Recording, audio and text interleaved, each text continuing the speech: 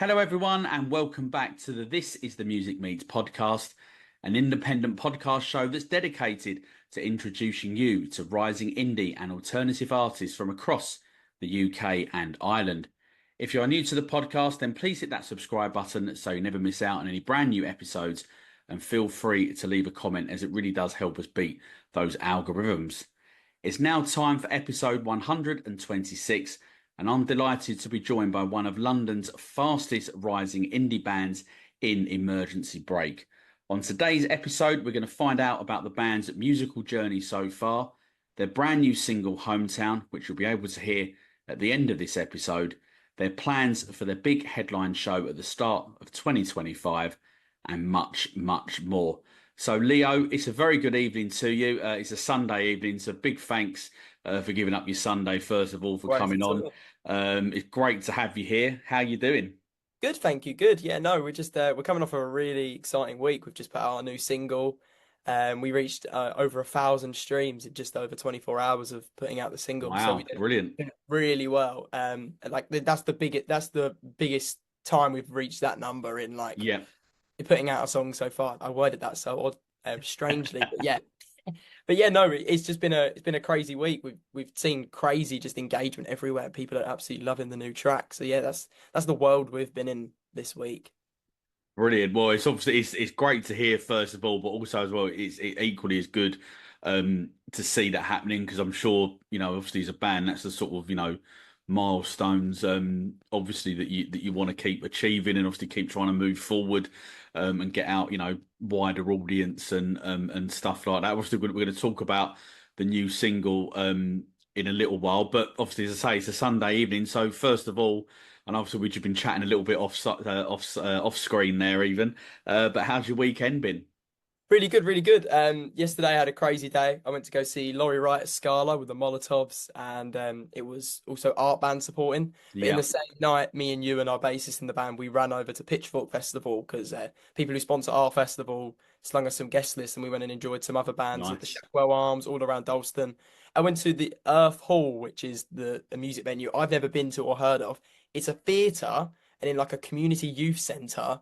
And then you go down like 4 flights of stairs, and there's an all-black modern music venue right at the bottom of this. Right. Wow. And I was like, what? I was like, what the hell? I was like, you're telling me the music's down there? Like, when you're going for the Weatherspoons toilets, it was like, it looked like a Weatherspoons. And then I went to the bottom floor, and it was like you open the men's door, and it was an all-black music venue with just like 800 people in there bouncing. And I looked at you and like, is this like Dalston's best kept secret? Like, why do we not know about this? But yeah, no, really great night of music, and a lot of grassroots and DIY music. We saw yesterday basically every artist we saw yesterday, from like Shame to Greep to Laurie Wright to the Molotovs, even Art, like all the DIY artists, like proving you can do it without like a record label or anyone big behind you, which that's also like the motivation is like artists for us we need. And it's like, I was getting chills walking in, like seeing everybody queue up for Scala and go in and stuff. It's like, this is possible. You just gotta put the work in.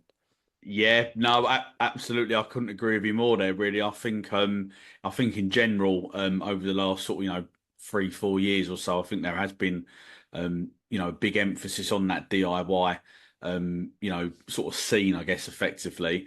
And it does just go to show that, to use what you just said there, that if you are prepared to put the work in as a band, I know it's obviously difficult, but it can happen. Getting on to bigger venues, and and obviously getting noticed as well by the sort of the big boys as well to a degree. But it's obviously great, but obviously you can do it on your own as well. But what I'm sort of quite interested to find out, really, because obviously you sort of exploded really onto the new music scene, kind of like back in 2023, so just over 12 months or so ago. So how long before that had Emergency Break like been together as a band? Was it in 2023 you got together, or before that? How did that process work? So it's a really it's not a complicated story. It's just quite an interesting one. So I went to theatre school with Ewan in the band, who plays bass, and Joe plays lead guitar in the band. We both went to all three of us went to Saturday school together. Right. And there we sort of started like working on plays. We started doing short films and stuff. But we all had like a really shared interest in live music. and sort of like supporting live music. We were into like bands like Sports Team, Fat Dog, especially more in their Hmm. early days, going to all of sort of their gigs. And we looked at each other like one day and like in the least like, egotistical way, we went, we think we can give this a go ourselves. Yeah. Like, in a way of like when like this excites us. I think it would excite us even more if we're the ones up on that stage.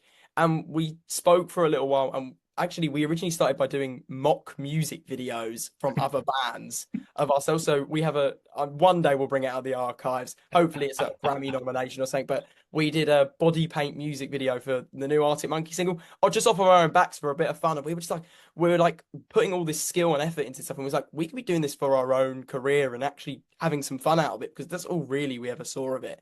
So Hmm. we started the band. Joe, who went to school at that time with James, our drummer, and Oren, our rhythm guitarist, and Joe was in a band in school with them too. They were like a Right. little, and they did like a battle of the bands at Shepherd's Bush. And we saw the clip and we were like, let's just put it together. We're emergency break. And it kind of just happened like that, like overnight. And then we didn't do anything for about 2 weeks. We were just Yeah. emergency break.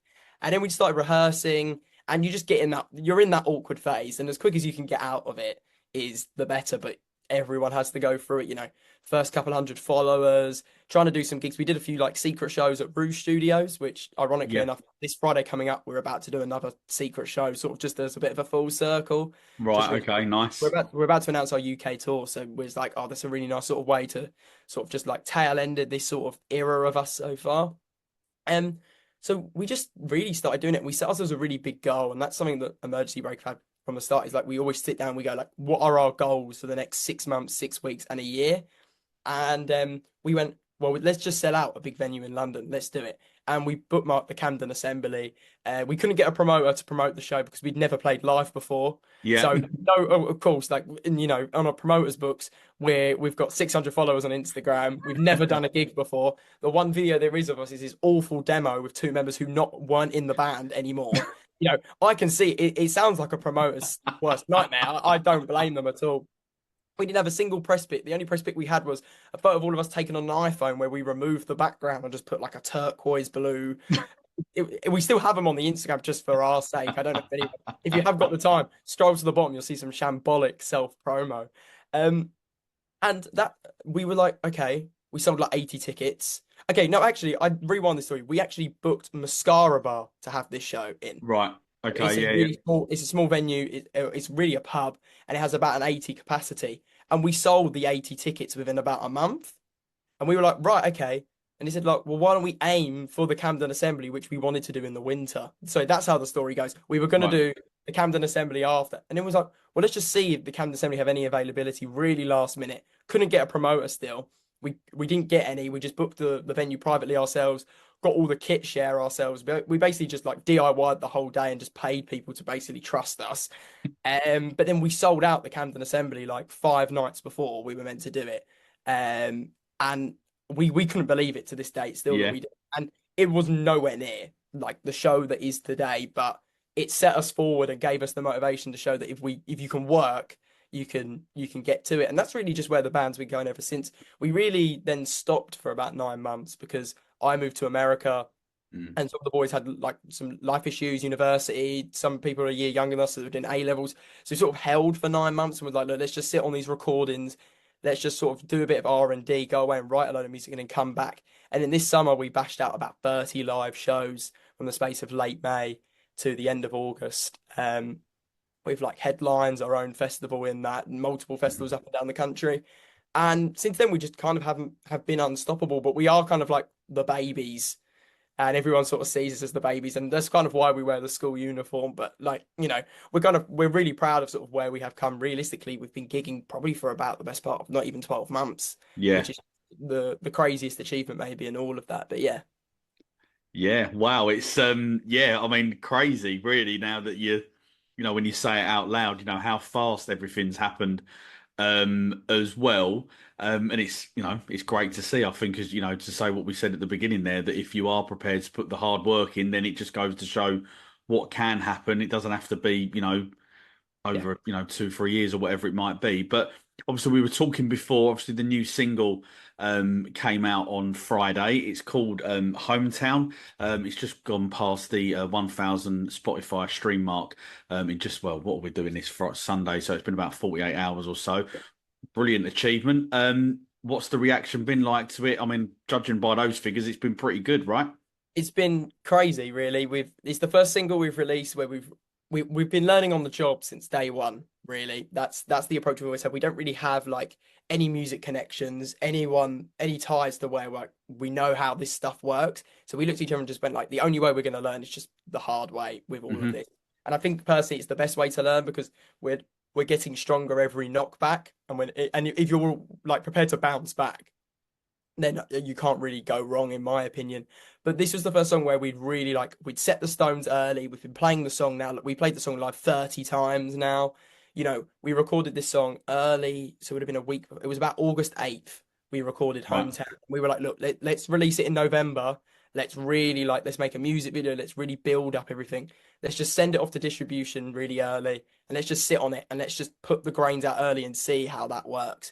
And so far, like it's come back twofold and everyone is loving it and it's done so well and it's a song that means a lot to us and a lot in the band. Like it's a song really about nostalgia and I wrote it when I was in New York, sort of thinking about everyone I sort of left behind and sort of like lives were moving on and I'm over here in a different time zone, not being able to talk to anyone when I'm awake, but the world moves on when I'm asleep. And that song sort of looks at that and the nostalgia of all that, and that's what we wanted to create. And I think we've gone with a song that has a message and it's really resonated with people compared to some previous releases where they're kind of about just a certain thing or a certain feeling or just that a specific energy. This time Yeah. we've gone really with something and like gone with a story that means a lot to all of us. Even if you can't relate to moving to another country, you can relate to the sort of feeling of maybe leaving your hometown or sort of like people getting up and moving around you.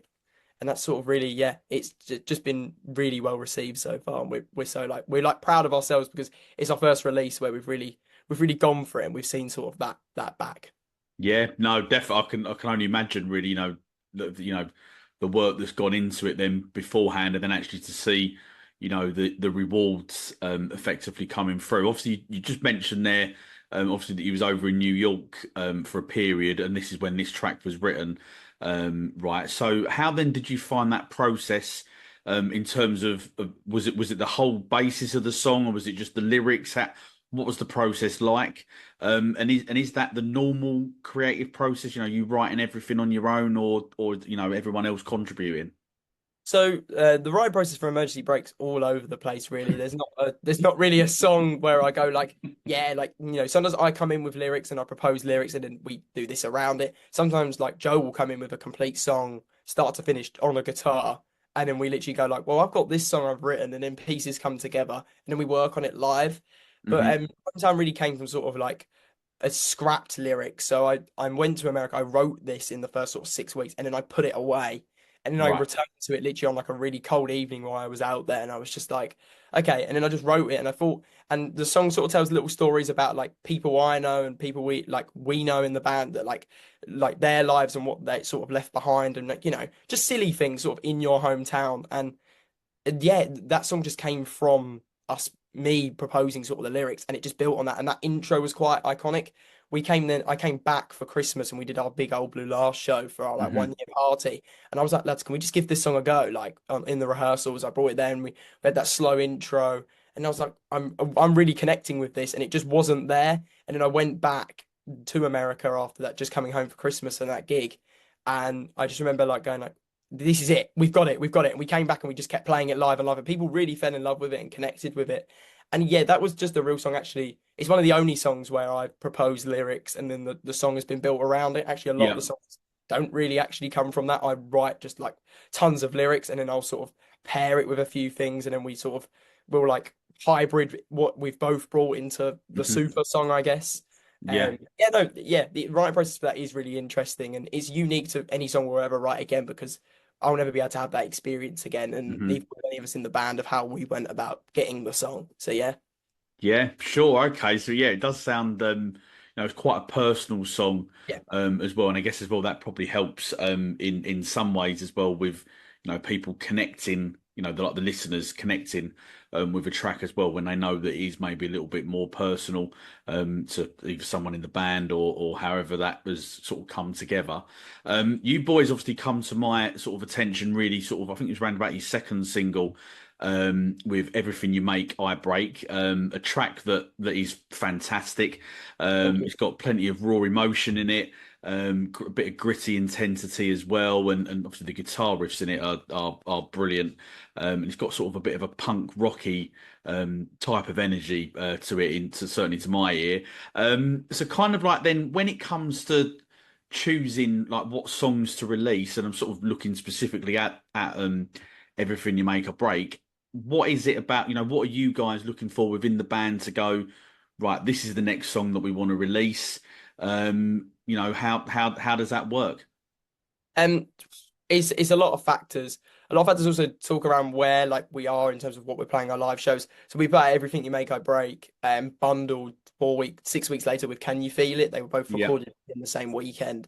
And they were both sort of paired together as like we were in that gig season and in that flow. And we wanted songs that our fans could start listening to that pick up that were like a lot easier of our discography and something that was catchy and rememberable because they're both quite inherently very catchy like songs and Yeah.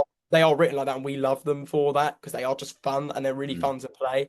And every time we sort of do play them live, we just like it takes this new turn every time, despite it still being the same old song. Hmm. And the decision really to release that was just that motivation at the time. We wanted some stuff out before Road to Academy, really just for our fans to finally get a hold of. And a lot of like really, we just run it in the order of what is oldest to newest.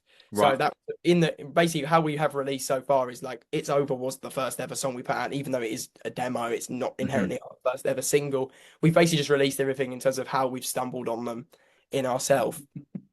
Yeah, I know. Did you see that as well? Yeah, yeah. No, I was gonna say, I was like, what is um um but yeah, no, it's really just how like we stumble on the songs, and yeah, that's just kind of it. Like we kind of just like Hometown was going to take a while to come out, and we're sitting on a song that everybody wants us to bring out, which is Irish Ecstasy. That's really sort of the big hitter of our lot that everybody loves. It's the one that when we play a show, despite never releasing it, everybody knows the words, and we're just like, what? We've never put this out. There's a recording on YouTube that's awful, and you still need to know it. But yeah, no, it really is just the motivation of just order and what feels right at the right time. We just felt like also Everything You Make a Break felt right with the summery sort of late May vibe that we were currently running with. Like Hmm. Hometown feels perfect right now. Like we got a lot of our mates and stuff who have gone away to uni. Actually, one person in the band is away in university and comes down for our shows, or we head up vice versa. And it's that feeling of like, was like, well, this is the perfect time to put out this song because it's where it hit me over a year ago. So we might as well put it out right here where it hurts, I guess. I don't, yeah, Yeah, yeah, yeah. yeah. Yeah, no, it was also just, I think to put your heart on the table, I think is quite hard at first. And we've had to put a few songs out, I think, for people to trust us with that, because I think that's also a big thing. Because I feel like, especially with this song, like we're letting people into sort of like my world and the rest Yeah. of the band's world. And in that, like, I think there just needed to be a bit of trust, maybe also in ourselves in releasing, I guess, our art. Like this is the first time where like we've gone like externally to get like the single art made and we've had a music video made. And it's like I think it just took us a while to get to wanting to actually put our heart on the table. And now Mhm. we have, we don't really want to pull it back, if you want my honest opinion. We've seen that's really the way that most people are going to connect and resonate with your music. And that's what also we are here for. And yeah, but that is just what we really are learning as we're going along. Yeah, definitely. I mean, obviously, it's very easy for me to say, about right, it's not exactly easy, to write music. But I think that those songs that maybe mean a little, that have that sort of personal, like relatable experiences as well. I think, they generally seem to be the songs, that connect the most with people. And one of the things, obviously, you were saying there before was about, sort of the writing process within the band. And obviously, you're going off and you're recording, your songs, obviously. So is there, with the producer, are you guys sort of quite open to listening to what the producer thinks, oh, you should maybe put this guitar part in there or, a drum fill in there or whatever it might be? Or are you very much like, no, this is how the song's going to sound and this is what we're going to go with? Arrogantly run in and be Yeah. like, I'm here to record and that's it. Um, no, so it's a mix for us because we really have been playing our songs live a lot, and that's where we bread and butter the song and learn if Yeah. we like or love it and build it. And then like we will like work on a song in like a rehearsal space, and then we'll look at each other and go like, we're sitting on two new songs. Actually, we're going to debut our secret show and then along on the tour. And we're Mhm. like, we've done as much as we can. We now need to go out and learn. And actually, this verse fits better in the second part of the song, and this verse. And Yeah. if you watch certain really old clips, you will notice actually there's lyric swaps in songs, which is actually quite bad now I think about it. But Everything You Make I Break and Can You Feel It are both actually two songs that have bundled together since day one. The original verse for Everything You Make I Break now exists in Can You Feel It and vice versa because it worked better. Like Right. Okay. it's really funny because we played obviously at O2 and people had obviously watched our old Blue Last recording. I was like, oh no, people and then someone in sung the Can You Feel It first verse for Everything You Make I Break. And I was like, oh, we've fucked up. And we was like, oh no, maybe this isn't the way we should be learning on the job. Um, but no, we that's sort of when we go into a studio, we sort of do already have such a strong idea of the song that we're such like we're open to someone else's interpretation and idea of it. So we usually Joe, who's the lead guitarist of the band, mixes the song, and then we send it off to actually a great person. I think his name was Pete Maha for this song. He's mastered for their U2, Oasis, the 1975. Wow. So he mastered this track, which was just incredible. And to send that away and then get like an email back at like 2 a.m., probably implying that like he just sat all night, just like ticking away of it. We were like, guys, at 2 a.m. I just rung the group chat. I was like, the hometown master is here. Like, let's listen. Like, come on, come on. And but yeah, no, we record at Roundhouse Studios in London, which is the iconic venue at the top of Yeah. Camden, or Hmm. they're part of their like youth program in there. And that's such also an incredibly inspiring place to like record as a whole. It just inspires us every now and then. Like we've rehearsed in there before when like the Lathams are sound checking and it's like what is going on? Like we can hear that through the thing, or like Inhaler was sound checking once when we was rehearsing. It's just like, hold on, that's going on right there, and we're trying to make this happen in here, and that's something that's really incredible, and that's why we love recording in that space. But yeah, that really we're always kind of open to things, and things get added all the time that we can't do live. That's also what we like about finding recording track. Like Hometown has like a synthy part. Hmm. It like tail ends either side of the song, and that's something that came from the recording studio. It came from Joe, our lead guitarist, but that it was also kind of a light suggestion from our producer Tom, who's produced their recently Seagull's latest record.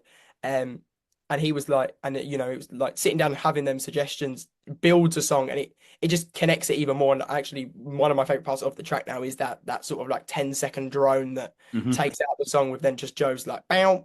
Like that's just like, you know, in my opinion, that it's just like the whole song almost floats away from you. It's odd, and we'll never be able to replicate it live, which is kind of disappointing unless I pay someone to come and stand behind a big keyboard setup. But that's also what we do, like that live. This is the song recorded, but live, you know, it's flipped on its head a little bit and it Hmm. grows, and now it's going to continue to grow. And who knows, even in the future, we take that one away and we put out an even stronger version of it. And that's something that's really like great, like for us. That's what we really enjoy about it as well, and just going in the studio as a whole.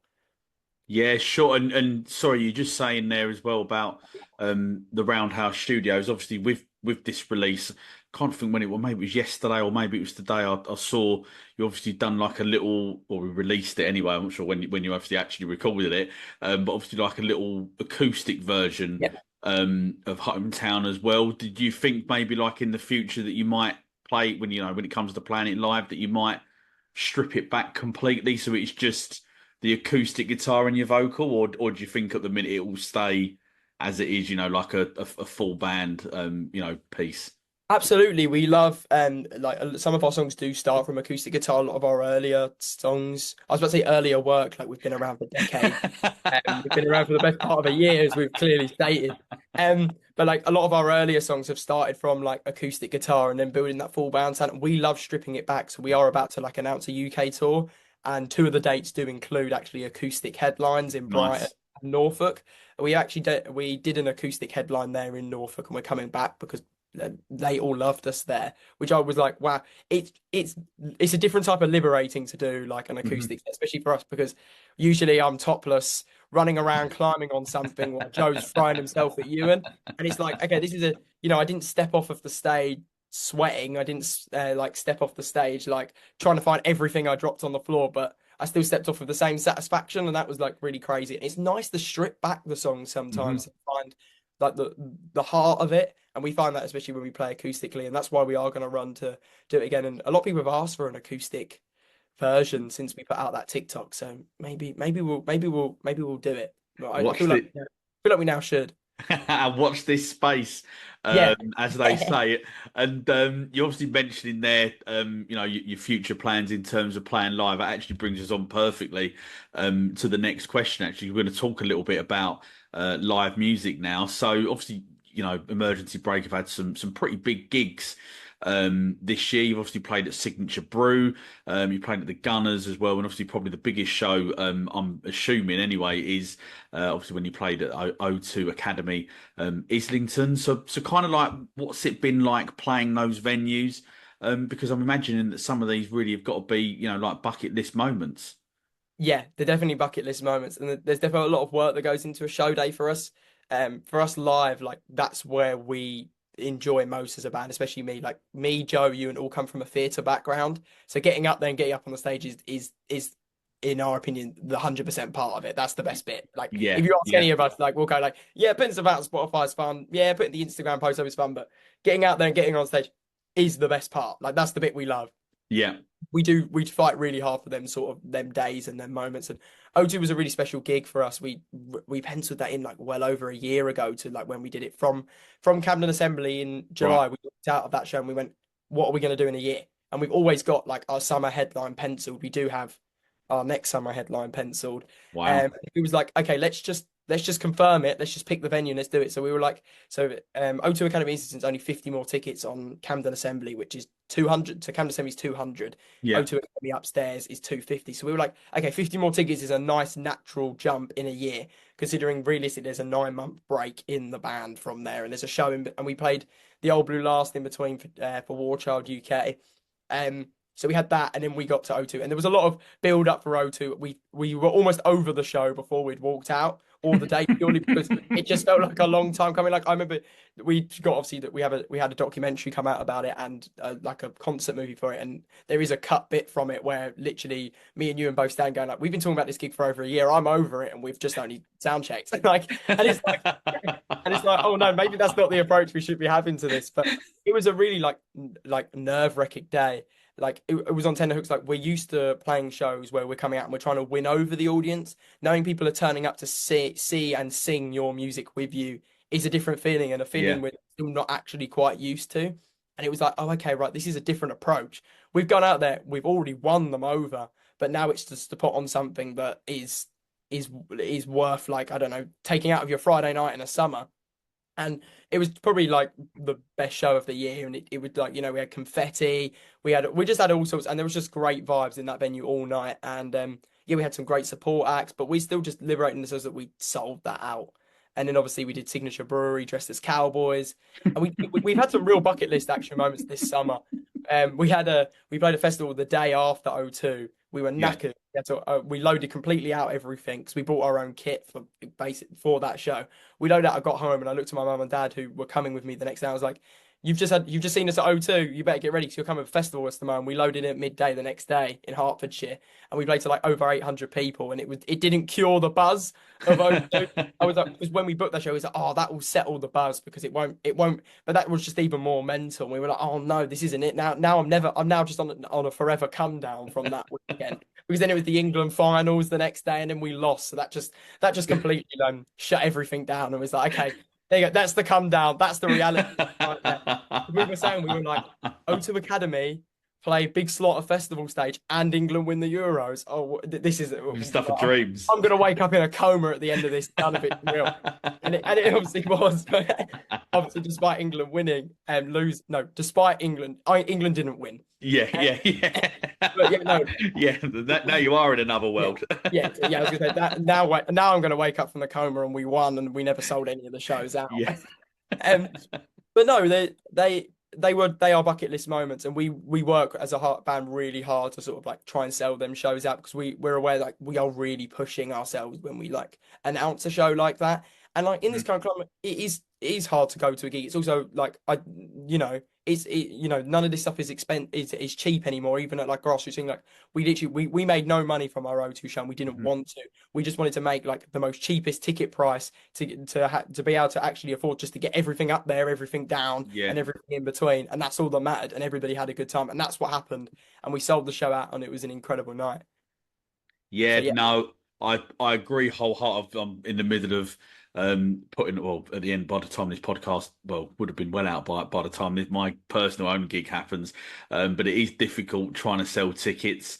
And obviously, as you just mentioned, they're trying to get that ticket pricing spot on so that you can yeah, attract people. It is difficult. It is expensive, sorry, to do it. So, fair play to you as well for having that attitude as well. Of basically, we just want people to come and watch us, because I yeah, think sometimes that can be sort of quite difficult. I think sometimes for some bands to try and grasp, if that makes some sort of sense, that yeah. No, you're no. not going to necessarily make thousands or whatever. It's trying to build it up so that eventually, hopefully, you do get to that that sort of that level where maybe you end up getting onto arenas and everything else that might follow from that.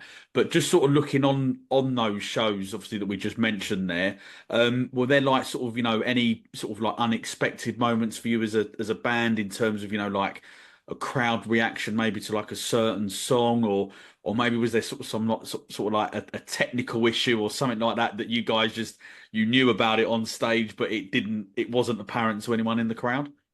O2 was probably the show. We always seem to bottle the big gigs. Like we're like Oasis in that sense. We seem to bottle in the big shows.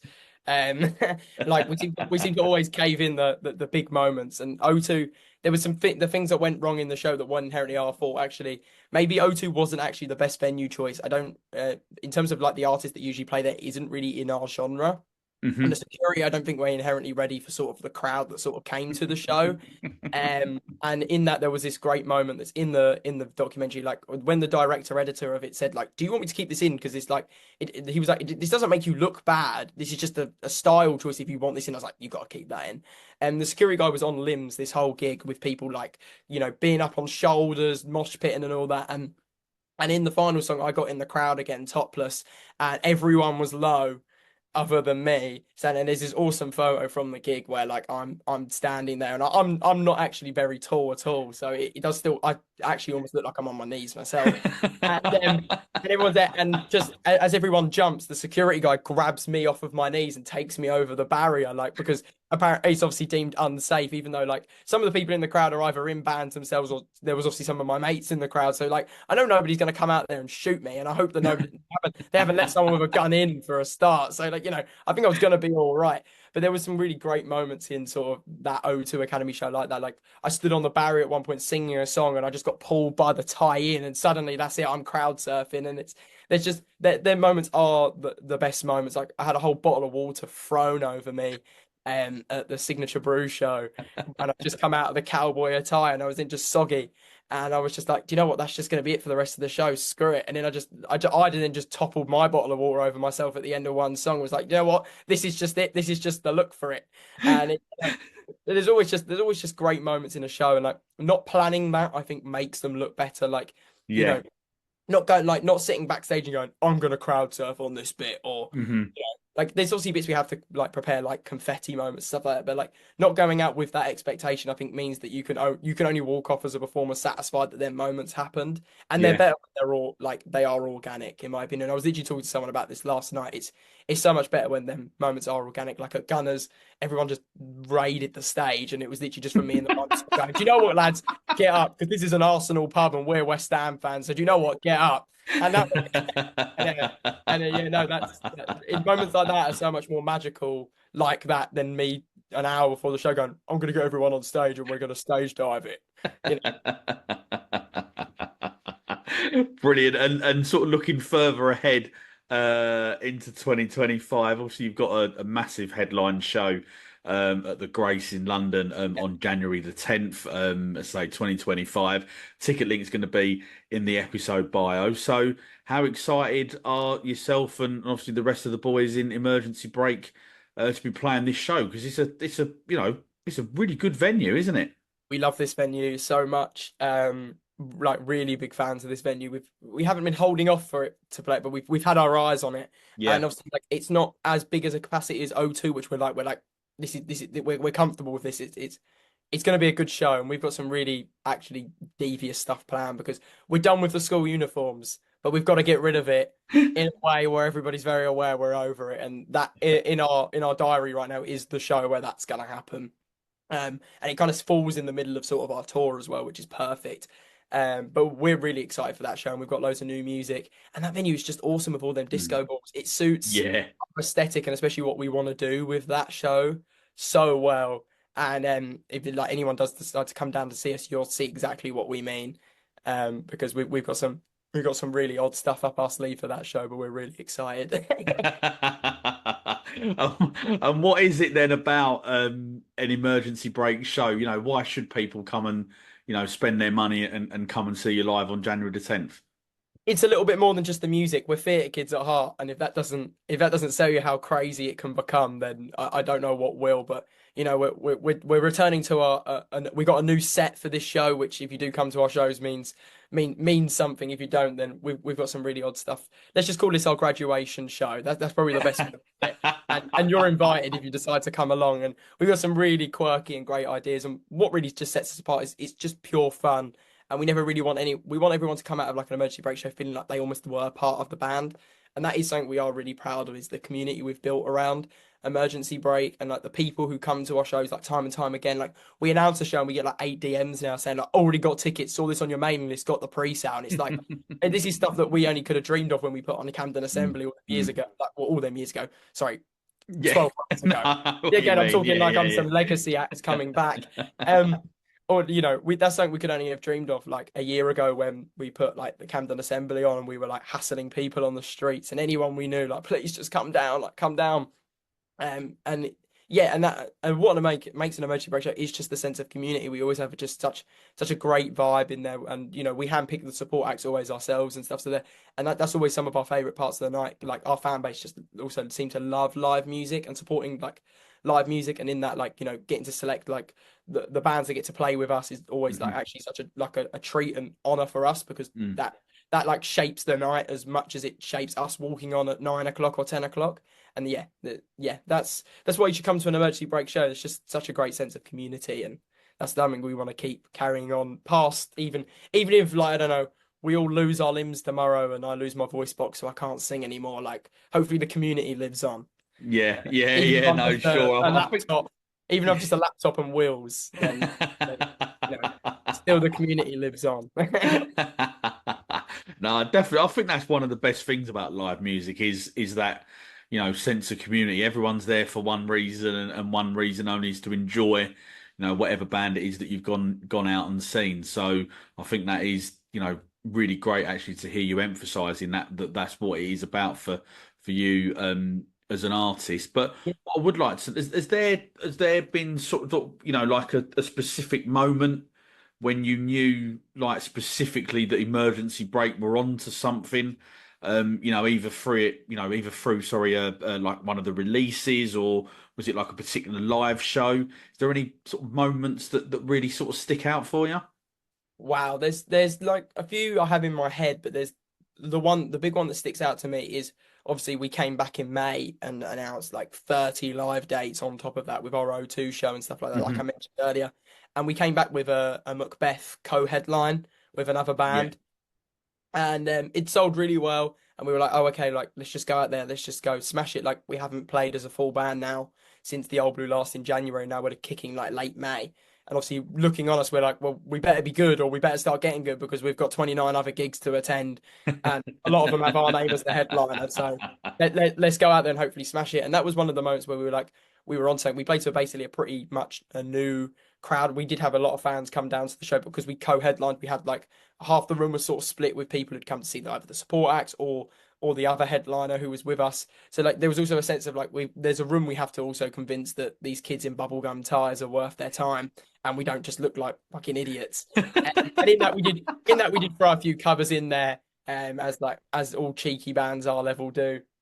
And but that was the moment where we walked off stage and we were just like, okay, we are capable of this, and maybe we are onto something because we just had so much fun. And it was someone's birthday halfway through the set, and they told us, and suddenly there was a cake, and we were singing them happy birthday while playing the guitar, and then we went into song two by Blur, and it became this crazy night. And we played the Dublin Castle the day after, the day Yeah. after as well, and sort of on a like a co-headlining thing as well. And that was just they were just 2 days in our diary where we were just like maybe we are onto something and this is going to be a really special summer. And like even just looking back on it now, like was it November, that it Mm. was a really special summer for us. And I'd say that that was the moment of, I think the magic of live music can convince you that maybe you are onto something. And a lot of, like, having people come up to you after the show and stuff like that and always be like, I've never heard of you before. That cover of The Hives was good, but I really enjoyed your original music as well. And, also seeing people in just EB tops in the crowd, or like, Hmm. also there was a moment in the O2 Academy show where everybody sung Irish Ecstasy back to us. Yeah. And then I did it a bit Beatles style. I got all the men in the room to sing, and then all the females, and then together. And that was a really special moment. It was like, I remember literally whispering to Josie next to me, like, this song isn't even out, and there's everybody on our side singing it right now. And that was a really magical moment. And that was probably one of the bigger moments where I was just like, shit, like, maybe we are something worth talking about, because Yeah. it's hard to like sometimes believe in yourself, like self-doubt probably has killed a lot of incredible bands like that we'll never see. And it's something that, sometimes I do lay in bed at night and I toss and turn. And I'm like, why did I say that one bit on that one bit, that one bit that nobody's ever remembered from that bit? And I'm like, oh, and like, it's all great having your big headline show recorded there on YouTube with, 10 different camera angles. But that one moment you might have deemed cringy where that eye roll looks suggestive of something else it's completely not. And then you go like, oh, no, maybe this shouldn't exist on the internet. But no, they are they are the most sort of magical moments, especially out of this summer. But yeah, no, that Irish XC crowd choir moment or the Macbeth gig as a whole are the sort of staple moments of that summer. Where I'm like, maybe we are onto a piece of magic, and no matter how big or small it is. Yeah, sure. Well, I mean, look, I can clearly hear, like the passion coming out for not just that particular song that you've just mentioned there, which I'm looking forward. Obviously, I haven't caught you live yet, so I'm looking forward to actually hearing that, not just live, but also as well when you do get around to releasing it, but playing live as well. It's great to hear the love that you've got for the music. But one of the things we're going to do now is we're going to sort of, as we do on every This is the Music Meets podcast, is we sort of go through, we ask our guests sort of a couple of questions that are sort of designed to be a little bit more light-hearted, and just sort of like help the listeners find out a little bit more about you, the artists obviously that we're talking to. So the first question that we always ask is, what artists on the underground new music scene have you been checking out across 2024? Whoa, there's tons. Where do I even begin? Oh, you start at the beginning of all this and you're like, I don't know any bands. How am I ever going to network? And then you walk away and I'm like, I know like over 100 bands now. Wow. This is wow. Who do I even mean? I'm going to start with a band that from Leeds. They're called The North. Yeah. They're one that I really like, and I know obviously probably people down here are not aware of them. They're really put in the graph. They stand outside of gigs outside of like Leeds. Like I went and actually saw Wonder Horse in Leeds and Hmm. Blossom playing in the same night, and so was Nick Cave and the Bad Seeds at the arena. Wow, And they stood blimey. outside every show with a big cardboard sign saying, "This is the reason why you should come to our show. It's better than this shit." And I was like, "This is incredible." And I know them from a friend who comes to our gigs, or like Yeah. someone I've become friends with from our shows who knows them. And I was like, that's awesome. And I've tried to talk to sort of maybe having them at the festival next year. But there's someone like from nowhere near here. I'm trying to think of some great people. The Chase, I love the Chase. I know the Yeah. Chase on this show. Yeah, they're great, great band, great Awesome. guys as I well. actually, I actually love their music. I like my dad. Obviously, when we're in the car, I just play music, and every now and then I just hear him walking around the house going like na na na na na na na na na na na na. There's it's just so many. There's so many great artists out there. I love Harvey J. Dodgson. I think that's how you say his name at the minute. Yeah. He's incredible. He has the song called Freedom that like. If Sam Fender put that song out, it'd be at number one, Hmm. and that's also the incredible stuff with like, some like, grassroots music. It's just like, it's sometimes better than the big boy stuff. Yeah, agreed. Like you listen to it and you're like, if this just had the right platform and the right people pick it up, this can sell out stadiums, like because there's just something. I'm just trying to think of some more incredible. I really like Harry Larkin. Actually, I think subsequently they opened for the Chase. Yeah, Just that's right. Yeah, yeah, she's great. Yeah. um, so there you go.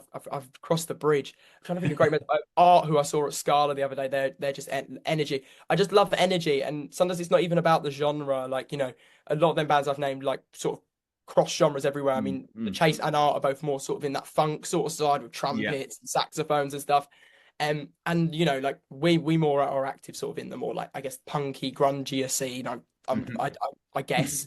I don't really know. I don't know if you can really have a genre anymore. Like, well, we do, but like, you know, but like they're just great, and the energy is just, in my opinion, just like can sell anything. In my opinion, like the Alfie, who's the lead singer of Art, like gets out there and just smashes it, and so does I think is it Tyler who's the lead singer of the Chase? Yeah, Yeah, that's right. yeah. Yeah, Oh, yeah, yeah, yeah. they're just awesome. Like they just go out there and there's just that it's just half an hour or an hour or however long you've seen of just pure unbridled energy, and it's just passion. And I think that shines through the music. Mm. I think someone said, like a really great person said to me, like you can see the work and the effort and how much something means to an artist by the second they walk on that stage. And I think that's really true. And if you start watching gigs through that lens, like you can see that moment, every moment means something a lot more to some artists than others. And and then like, bands like that, it's just, you see that they treasure every moment up there, and you just want to jump for them because you're just like, this is incredible. And I'm just trying to think of some other like great thing. I'm maybe teetering just out of grassroots, but I'm really enjoying Dead Letter's new album. Right. Uh, Okay. Yeah. they sort of come out of the windmill scene. But now I'm really enjoying that. That sort of is the genre we teet close to. We're actually finding it really hard at our level to sort of find likewise bands. The Mhm. mod seems to be coming back, and we're not running to that direction. And now we're looking at each other going, should we be running to Paul Weller as well or not? So we're really sort of we're sort of really on the fence ourselves on sort of that, but it's also about finding identity. But yeah, they're Definitely. artists that just have an incredible identity and don't really stand with anything. Like you don't look at that and you go like, yeah, that's clearly part of the mod scene or that's part of that. Like, they are they are themselves. And I think that's the most important part about music. It's original. And yeah, Yeah. Yeah. there's some No. artists I'm listening to at the moment. But yeah, no, yeah, the br- Chase are awesome. The Chase are awesome. And Well, they're my I couldn't. favorites. Well, I couldn't disagree with you there on the Chase, and there are some fantastic, choices that you've come through there, and there's one or two there for me just to go and check out for myself, which that's what I absolutely love doing. So thank you very much for that. No worries. You're allowed to see one final song from your favorite artist in your favorite venue. Who are you choosing? Oh, wow. If first the whittle something down to favorite artist is an even more crazier statement, but I'll go there. I'll go there. I'm just wow. Okay, we'll whittle down to favorite venue first. I actually love the Camden Assembly, but Yeah, maybe I'm not going to say the Camden Assembly though. Is that now? I'm really contradicting myself. I like the Dublin Castle as well. I think the Dublin Castle is that's not. just a history, just a Yeah, history venue. Um, I'm trying to think. I'm going to say the Camden Assembly because it's intimate. And I'm going to put a big artist on this stage, so I yeah, want I nice. want something intimate. Hmm. Okay, I'm gonna go rogue, and I'm gonna say the Stone Roses, and I Oh, want to see nice. and I want to see do I want to see Fool's Gold or Adored? Um, I want to see the no, do I not now? I not want to see the Stone Roses. Yeah, do you know what? Right, I'll see the Stone Roses, and I'll see that Fool's Gold like 12-minute version they played at Isle of Wight Festival in like what 2009. Yeah, That yeah. moment there. It's either that or it's Kasabian playing either Fire, Underdog, or Clubfoot in the Camden Assembly with 200 people would probably cave the roof in, Yeah. and they would probably be my two, just because yeah. Brilliant. We'll let you That's have that's a two. that's a that's a crazy hard question because it's just so this. It is difficult, but yeah, you know what? We'll let you have both for that. We'll let you Yeah. have the All right, yeah, I got away with it. I two ran away. two legendary artists. So this next one's going to be probably even a bit tougher, to be fair. Oh no. So yeah, it was meant to be light-hearted. I'm not sure that they are actually thinking about it, but hey ho, there we go. So if Emergency Break could play one song for the rest of your careers. But you had to play it in a different style every night. So you had to, I don't know, country or jazz or something like that. Which song would you choose? So Hmm. one of your own tracks. What are you going for? I'm torn between two currently, and it would be Hometown or Irish Ecstasy. Right. Just the two songs that I think you could probably genre shake them up every night. So I'm gonna say our newest track, Hometown, because we resonate with quite a lot at the minute, and we're on the hometown sort of spree of things. But I think Mhm. lyrics can be turned into a country song. I reckon you can death metal them as well. Um, so What a contrasting yeah, I know. Yeah, you styles. know, you know that vocal that when the death metal artists do that vocal that you feel like gonna wound them up never talking ever again. I Yeah, reckon you could do yeah. that with Hometown. Like I don't know if the riff could transcend that, but like but I think so I'm gonna say Hometown. I'm gonna say our latest track Hometown because I think it just has the most because the lyrics and the song are not they don't rely on each other. I think for that I think they can transcend genres in their sound. Yeah. Brilliant. So, and we're going death metal for this. Yeah. I want Yeah. to play death metal. I wish I could do death metal vocals. Like I wouldn't be in a death metal band, but I wish I could do that. Like Bring Me the Just Horizon, Slipknot vocal. Like that. Just because that's just bonkers. Like they go through some crazy lessons to basically sound like they can't sing. Like no offense. Like to me, it sounds like you actually can't sing, but actually they have more training than probably me has ever had, or I don't even know. Even Alex Turner has probably ever had. yeah, And yeah. that's what I think is crazy. And then they're like, bring that shit in, and you're like. Yeah, but no, maybe we should just do a metal like anniversary gig in like a 50 pack venue and just I'll just circle pit the whole time. Yeah, I'll let you Brilliant. know. I'll let you know if we pull it off. You can I'll sponsor. be there. I'll see you there. I'll be at the front. Brilliant. Can't wait for that to happen. So if Emergency Break had to compete in a talent show, but you couldn't perform music, what weird hidden talents would you showcase? Oh, are we sad? Would we put on like a pantomime because we're all acting Oh, I kids? like that. That's We'd probably nice. we'd probably put on a pantomime, wouldn't we? Because we're just theatre kids, aren't we? Yeah, Or yeah. I feel like it would be ironic, but we'd do a really cheesy on the nose musical. Like, when it's like on the nose where like a kid could watch it and you're like, oh, this is fun and light, but the parents are laughing and the kids don't get why they're like, maybe we'll just do something like that. I think because we are like inherently at heart theatre kids, we'll probably do like a really cheesy pantomime and I want to be the dame just for the plot. No, I dibs the dame because I think that's just quite fun. And we can make you and the bass player the hero for once. Brilliant. Love that. It's a great answer to that one. So, who is the biggest prankster in the band, and Ooh, what's their greatest prank so far? wow. It's it's probably it's a tough tie. We're actually all quite insufferable. Um, um, you know what? I'm gonna argue Joe, our lead guitarist. He's arguably also the most quietest of the band. Well, he's not around us. If you put him in a studio with us, he's the loudest and he's telling us what to do. We're like, yes, Joe Adams. But if in any other environment when we just walk into a venue or even sound check, like he's the quietest, but he's always just trying to get you back somehow. And he usually goes for Ewan, our bass player. He'll just screw with him in really funny, great ways. Like I don't know, he'll just like tune down his bass or just like it's just the silly things in it. Like I do get as arguably annoying as it is. It's just he's done these things where he'll switch the cables on our vocal mark and I'll come out and I'll talk and I'm like fuck you. That's plugged into the lead, isn't it? But no, yeah, no, Joe is our like biggest prankster, and I think he takes pride in that because he doesn't look like the prankster, and he's all the innocent kid in front of all the cameras and on the stage. But behind the scenes, he's probably like put laxatives in my coke, and that 5 minutes before we go on stage, and that's it. Viagra in James's tea, and that's it. We just cook the whole show. Brilliant. Keep your eyes peeled then, by the sounds of it. It's fizzing, don't drink it. So if you had to choose a new band name based on the last thing that you ate, what would the new name or what would the new band name be? Our new band name would be called Roast Dinner. Oh, nice. Classic. Chicken? Yeah.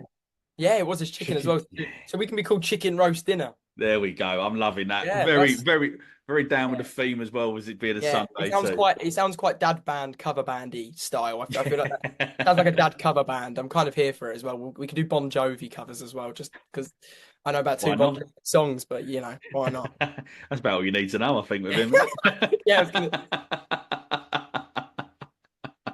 So, kind of like looking into the future. Obviously, we know obviously as we've spoken about earlier, that Emergency Break obviously got a big show at the Grace in London in the early part of January 2025. But sort of looking maybe beyond that, what other plans are in store that you can maybe share with the This Is the Music listeners today? so we're about to announce a UK tour. The poster will be announced by the time this is out, but we're touching 11 dates. Part one of this tour comes out, but we'll be touching down in Southampton, Manchester, Bristol, Liverpool, um, Brighton, Birmingham, Norfolk, Colchester, Chelmsford. I feel like I covered all of them. Yeah. But we're announcing part one of this UK tour. Some headlines, some not. Some supporting. Some supporting some really interesting bands that we're actually not allowed to announce just Right. yet. Yeah. That's sort of where, and obviously the January show in London sort of sandwiched in between all of that. Hmm. And that's sort of like, in the immediate future, we look to sort of start releasing our next sort of batch of singles. We're now going to start sitting on some new ones and Hmm. defo some lot stronger stuff. That's really where we're done. Like Hometown closed out that batch of sort of first generation of EB songs, and now we're sort of Hmm. musically we're getting stronger, and that's now what we want to start putting out to the world because we've learned to put our heart on the table, and that's where our Yeah. music has now moved, and I think that's where we're causing the most damage, damage and the most effect. Well, not damage. Well, I hope we're not damaging people. That's where we're having the most effect on people, and we're seeing that works, and maybe that's what we're going to hopefully try and do more of. Um, we announced that we're going to be returning back to Toll in the Hole, which was that festival we played after O2. Yes. And we're going to be returning there on the main stage this time, which is incredible. And we're the only original band. So we got I saw that the lineup is announced for this main stage, so I can say all of this, but we Yeah. are sandwiched between a Chili Peppers cover band, a Blur cover band, an Oasis cover band, I believe, a Strokes, a Bon Jovi, um, You'll be after their job. yeah, I know, and and we're going to be called Roast Chicken. Uh, there was another tribute, but we are like the only original band sandwiched in between all of this, and we're just like, lads, we've got to put one or two covers in there, but none of these bands have it because we played on that stage last year and the Blur band dropped out, and we got their spot, and Right. we third song in we played song two, and I think the lead singer came down with like laryngitis of that band.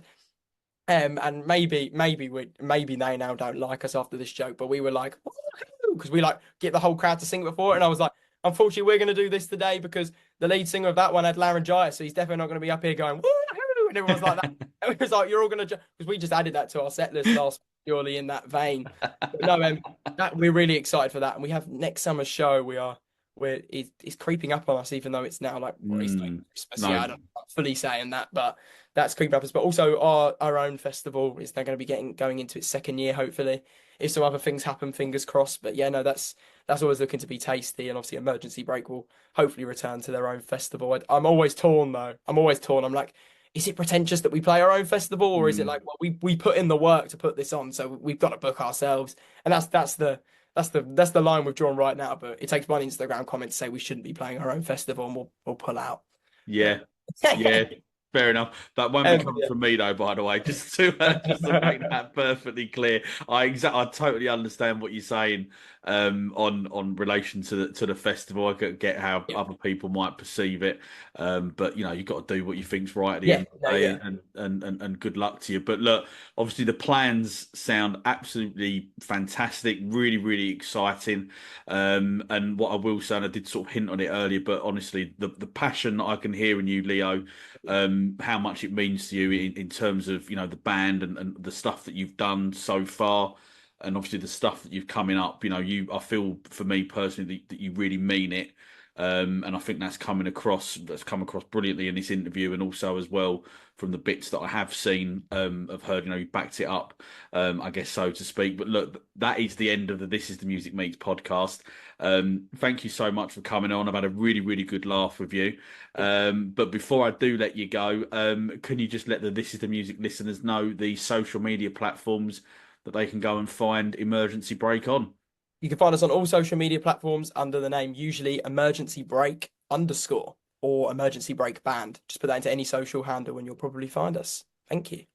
Brilliant. Great stuff. And we'll put those links along with the link to the brand new single Hometown in the episode bio as well, with the ticket link as well for the Grace that's well coming up in January. Look, Leo, as I say, thanks very much for coming on. Thank As you. we said earlier on, it's obviously a Sunday that we're recording this, so giving up your Sunday evening as well is greatly appreciated. And look, I wish you Thank you boys too. all the best of luck for the future, because you know you've definitely got something special going on. Thank you very much. And hope to see you at a show one day or supporting us with our next single. Thank you. And all that leaves me to say is to thank everyone for tuning in to the latest This is the Music Meets podcast. Please subscribe so you never miss out on any brand new episodes. And if you're loving the podcast, please show us some love by leaving us a rating and written review, as it really does help the artists we interview to be discovered. If you are listening to this episode on Spotify or Apple Podcasts, then stay tuned, because at the end of this episode, you'll be able to hear Hometown, the brilliant brand new single by Emergency Brake.